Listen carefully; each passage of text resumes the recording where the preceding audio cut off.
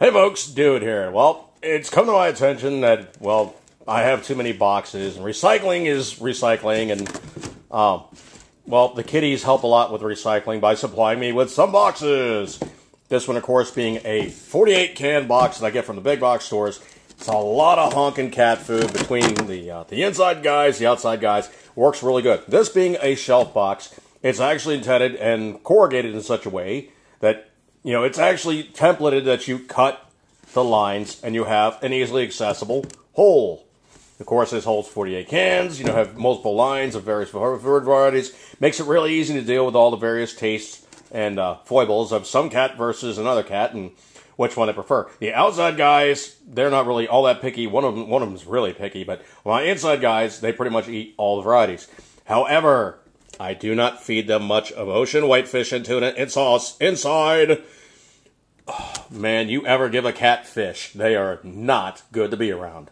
Now, what happens if you decide to utilize this box for something else? Well, case in point, now nice brown exterior that makes it look like a box is inside. The outside has been printed, and it's been ruggedized to some degree. You get these things wet, and it actually will lift off quite a bit. It's really not that much like a military hardware kind of a thing, but it is quite a bit tougher on the inside versus the outside. Now, what can you do to address this? Well, case in point, you can pretty much scavenge them. You can do the repairs on the interior, like I did here. Pretty much it's stuck together, all the part that I cut to make it work inside out. And you can put it back together using, of all things, and yes, this is Mrs. Dude's, a hot melt glue gun. These are really, really cool things. I mean, pretty much all you're doing is you're squirting out plastic. That's really all you're doing. Now, when this stuff sets up, it's actually roughly about the same thing as what they use to make the box. And the glue sticks are fairly cheap. You can get these things from any craft store. Notice it is pink, so it's hers. I'm not going to say anything further about that. But you do actually want to put these things on a paper plate, because if you do use a stand, it's still drooling on your counter. And this stuff is not fun to play with once it gets hard. It's also really flipping hot. It will tear you a new one. Okay, so basically, you go from glue stick, which is a pretty pliable, bendy kind of a thing, but I really intend to use this box for something else. So I did actually clean up all the seams and everything, and there is still some leftover hot melt glue gun from the previous iteration, which is how they stick these things together down the assembly line. So let me see if I can't cheat it, put it back together, and make it actually work to my best utilization. So, let's see. Camera angle, of course, has to be achieved optimally. Trash cans get in my flipping way again. So, let's just say, charitably, I'm going to stick this sucker back together. Okay, so, case in point, we have to, of course, get everything lined up. And I know I'm way, way close on this, so hopefully it's not too tight a field of view. So, basically, you do have the basic shape of the box. Well, I'm thinking pretty much it's going to be easier to stick together a couple of flaps before I go back to the big main weld. So let's just do a couple of flaps first and go from there. And I'll move some stuff here that I should have moved before I start shooting. So let's just go with the easiest one. So obviously, the big flaps, which are these guys, get a little less angle here. The big flaps, which are these guys, are probably going to be the ones that you wish to have sticking up. So obviously, 90 degree to 90 degree. You know what? I'm going to pause for 1 second here. Give me 1 second. Okay, we're back. Now, obviously, I probably don't want to stick everything together on my counter and everything, but I can use this to base my weld off of. So, first and foremost, I'm probably going to have everything oriented about as good as I can, 90 degrees. So, let's go with that. First and foremost, pick this flap back up out of the way. Mr. Glue Boy. And I'm thinking like a pretty copious quantity thereof, and we'll deal with the fallout. So that's a pretty copious quantity. And yes, this stuff does string everywhere. So it's pretty warm stuff, and you can actually gooze it around, slop it around, and pretty much that area which I hosed in a good quantity is pretty warm, but there's a good thickness of cardboard there. I am not getting cooked. All right, so case in point, this corner is pretty much, it's pretty close to 90 degrees. I'm going to stick it together the rest of the way and fire back up. Give me 1 second. You know, if I'd had my orientation right, and I was thinking straight, I probably would have figured out that this goes underneath this. Now, is that really truly a deal breaker? No. What I'm going to have to do is I'm going to have to get some glue underneath this flap, and I'm going to have to get some glue on top of this area here for this flap to slide in and lock it on down. I'm going to do that off camera, so give me 2 seconds. I'll get it locked in and loaded up and hopefully not completely cover myself with hot melt glue and not do that and run screaming off like a little girl off camera. Alright, so I'm back, and the width on this side is just a little bit tight. But the other thing too, it's it's a cardboard box, you can move things around, and I have to weld this seam right here. So I'm going to weld this seam, get everything stuck together. I might glue this flap inside here after I get this weld all stitched up, and we'll go from that and I'll work on the other side. Alright, now I actually did hose down a pretty good quantity in this weld right here, which is one of the main side welds. And this flap is actually going to be a little tight going into here.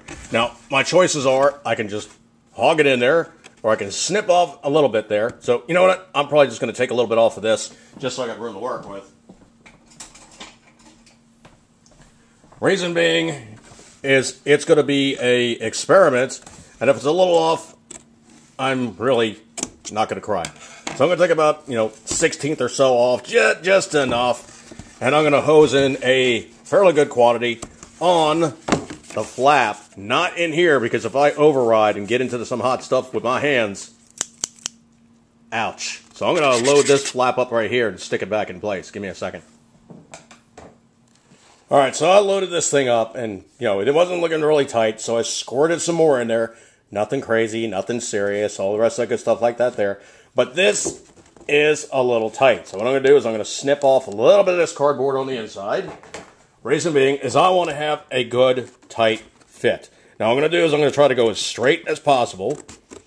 Try to take off about better part about an 1/8 inch or so. Nothing crazy, nothing serious. Just a little bit of room for which to get my seam to line back up. So I'm probably going to start zipping this thing on there. I need to stick another glue stick in the gun because I'm using a lot more. And this is actually, there's actually 2 sizes of glue stick. There's the large and the mini. The minis, you're going to use twice as many if you're really going crazy with these things. But they melt a lot faster. And they're a lot easier to deal with on the small jobs versus going a huge quantity of bead or a big squirt of this molten lava from hell to get stuck all over your fingers. So sometimes the little guys have some catching up to do. You're going to be burning through more sticks, but the minis are just as good as the larges. It's just, what do you really want to do with it? The larges are better for more technical stuff. The minis are more for like craft stuff, but both will work interchangeably.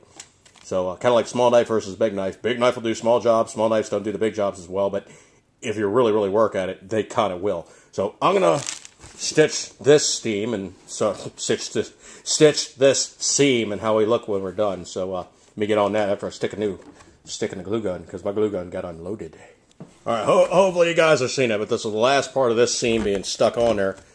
And while it's not really hugely pretty, if there's any spaces like this space here, I could just squirt some more glue in.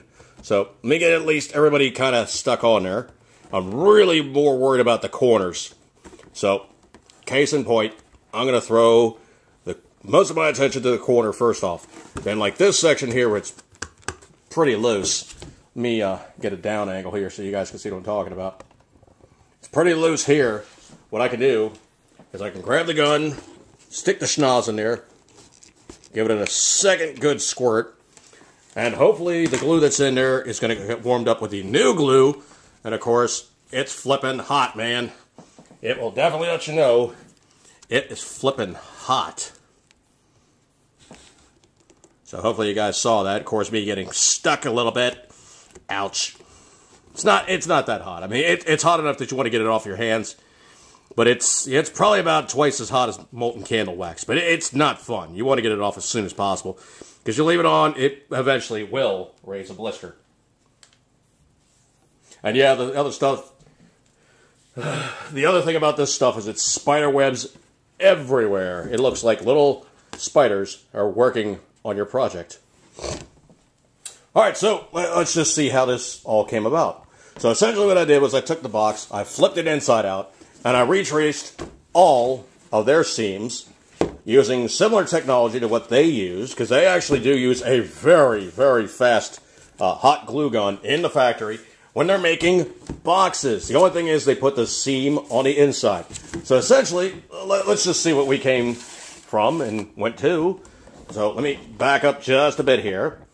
So essentially we have, really, for all intents and purposes, an inside-out box. But the thing about it is this stuff will transfer. If you start scuffing these things around, eventually that ink, which is what that really is, that is ink, it's going to wear onto something else. Now, the other thing too is also, it's not a bright orange cat food box. It is a perfectly decent, perfectly usable, which looks to me almost like a military MRE box. And while it's not the strongest, what you could do if you want to really go totally, completely nuts, is you take another one of these boxes and you put it together with the seam on the opposite side. Because what they do is the seam on these boxes is actually right here. It's very, very subtle, but that is actually this seam down here is actually this seam up here. So essentially the correct orientation of this box would be something like that, except it's inside out. So if you guys want to do something kind of, more kind of scavenging the stuff that you have versus throwing away some perfectly usable stuff, yeah, I know you can recycle cardboard boxes, but you know what? I think I like my way of recycling better. Eat good, keep the 10 ring as always. Homemade boxes, how bad can that be? See you guys.